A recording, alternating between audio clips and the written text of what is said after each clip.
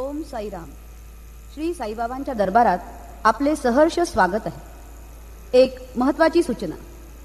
समाधी मंदिरात दर्शनाला जाताना आपापले मोबाईल फोन्स आणि कॅमेरा स्वतः बरोबर न ठेवता कृपया संस्थांच्या लॉकरमध्येच जमा करावेत. तसेच गर्दीमध्ये प्रत्येकाने आपले स्वतःचे खिसा, पाकिट, पैसे आणि इतर चीजवस्तूंकडे व्यवस्थित लक्ष द्यावे. विशेषतः स्त्रियांनी आपापली छोटी मुलं आणि दागिने काळजीपूर्वक सांभाळावीत.